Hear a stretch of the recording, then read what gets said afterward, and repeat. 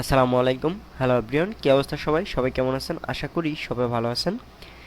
আজকে আমি আপনাদেরকে অ্যাডোবি ইলাস্ট্রেটরের মাধ্যমে কিভাবে 3D ডিজাইন করা যায় সেটা আমি আজকে আপনাদেরকে দেখাবো। তো চলুন আমরা দেখে আসি অ্যাডোবি ইলাস্ট্রেটরের মাধ্যমে 3D ডিজাইন। তো তার জন্য আমি আমার ডেস্কটপ থেকে অ্যাডোবি ইলাস্ট্রেটরটি ওপেন করে নিলাম। দেখেন, এই যে আমি আগে থেকে আপনাদের জন্য একটি ডিজাইন করে রেখেছি আপনাদেরকে দেখানোর জন্য। আমি এই যে ডিজাইনটি করেছি, আপনারা চাইলে সেমভাবে এরকম ডিজাইন, এরকম 3D ডিজাইন করতে পারবেন খুব প্রপার ওয়েতে। তো চলুন আজকে আমরা এরকম একটি 3D ডিজাইন করব। আমি এগুলোকে ডিলিট করে দিলাম।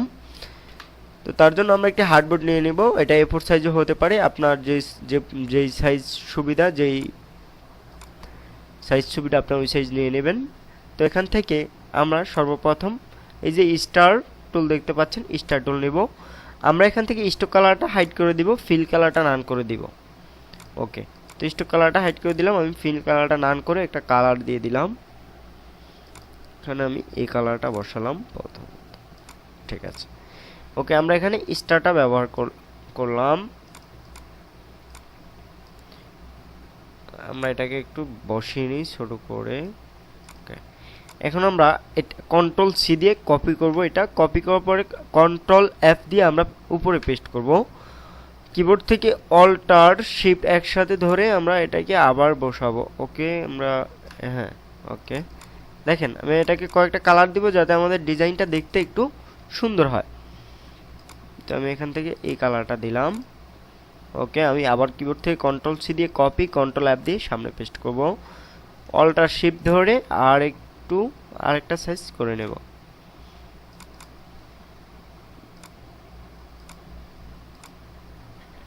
আর কন্ট্রোল সি দিয়ে কপি, কন্ট্রোল এফ দিয়ে সামনে কপি, আমি অল্টার শিফট ধরে আরেকটা সাইজ করে নিচ্ছি।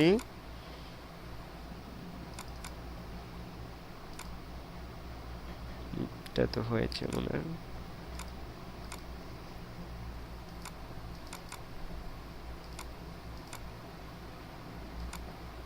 কন্ট্রোল সি দিয়ে কপি, কন্ট্রোল এফ দিয়ে আমি আরেকটা সাইজ করে নিচ্ছি।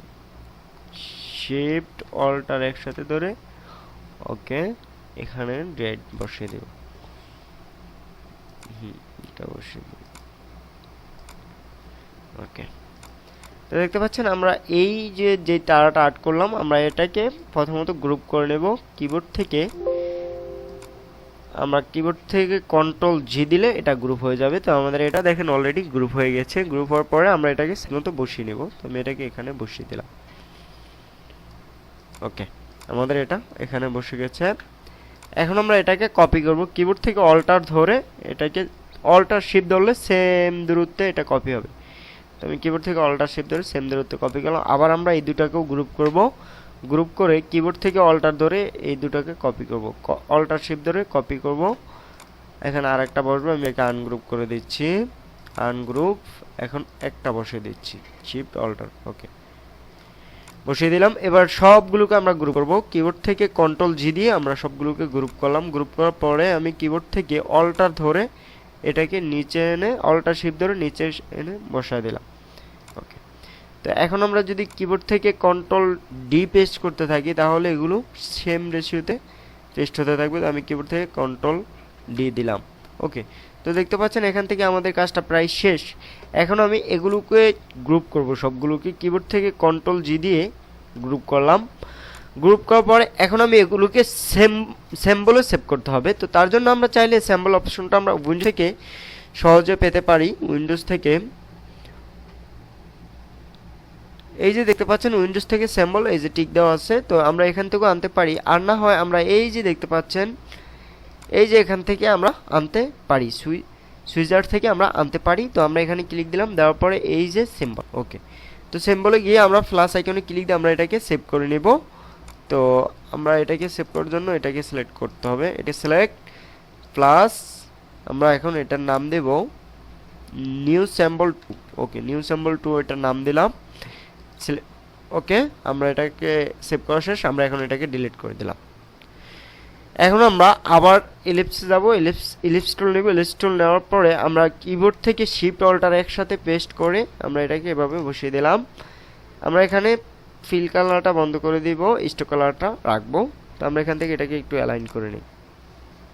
অ্যালাইন করার প্রয়োজন হয় না, তারপর আমরা করে নিলাম। তো অ্যালাইন করার পরে আমরা এটাকে সর্বপ্রথম মাঝখান থেকে ডিলিট করে দেব। তো তার জন্য আমরা ডিরেক্ট সিলেকশন টুল থেকে এসে এটাকে কিবোর্ড থেকে কন্ট্রোল ডি দিলে এখন মাঝখান থেকে ডিলিট হবে। ওকে, আমরা এটাকে মাঝখান থেকে জয়েন দিয়ে দেই। কিবোর্ড থেকে কন্ট্রোল জি দিলে এটা জয়েন হয়ে যাবে। এটা এখন জয়েন হয়ে গেছে। জয়েন হওয়ার পরে আমরা এটাকে সিলেক্ট করলাম। সিলেক্ট করার পরে এই যে দেখতে পাচ্ছেন ইফেক্ট থেকে 3D থেকে এই যে রিভলভ, তো এখানে আমরা দিলাম। দেওয়ার পরে আমরা এখানে দেখতে পাচ্ছি এটা এখন লেফট সাইডে আছে, আমরা এটাকে রাইট সাইডে করে দেব। তো আমাদের এটা এখন রাইট সাইডে চলে আসছে। তারপর আমরা এখান থেকে ম্যাপ আর্টে দেব।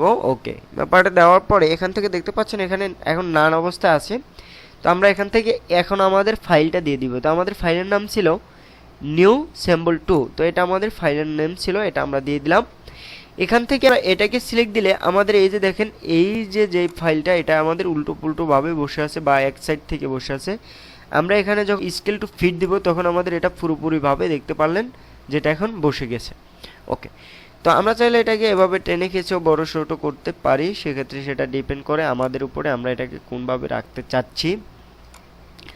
তো আমি এটাকে স্কেল টু ফিটে দিয়ে দিলাম, এখানে এভাবে রাখতেছি। তারপরে আমরা এই যে ভিজুয়াল, তো আমরা এটাকে অন করে দেব। তো আমি এটাকে অন করে দিলাম। ওকে, এখন আমরা ওকেতে দেব। তো ওকেতে দেওয়ার পরে দেখতে পারলেন যে চমৎকার একটি 3D ডিজাইন আমাদের সামনে চলে আসলো। তো চমৎকার একটি 3D ডিজাইন হয়ে গেল। এখন আমরা চাইলে এটাকে অল্টার ধরে কপি করে অনেকগুলো করে নিতে পারি। দেখেন আমি অল্টার ধরে কপি করে নিচ্ছি। তো আপনারা চাইলে এইভাবে খুব প্রপার ওয়েতে 3D ডিজাইনগুলো করতে পারেন। আর আশা করি আপনারা আমার ভিডিওটা দেখে উপকৃত হবেন। তো যারা এখনও আমার ইউটিউব চ্যানেলটি সাবস্ক্রাইব করেনি, খুব দ্রুত আমার ইউটিউব চ্যানেলটি সাবস্ক্রাইব করে দেন। আর যদি আপনারা ভিডিওটি ফেসবুক পেজ থেকে দেখে থাকেন তাহলে তো ফেসবুক পেজ ফলো দিতে ভুলবেন না। আর আপনারা নিত্য নতুন কোন ধরনের ডিজাইন এবং ডিজিটাল মার্কেটিংয়ের ভিডিও চাচ্ছেন সেগুলো আমার কমেন্ট বক্সে কমেন্ট করে আমাকে জানিয়ে দিবেন। আমি প্রপার ওয়েতে আপনাদের মূল্যবান ভিডিও দেওয়ার চেষ্টা করব।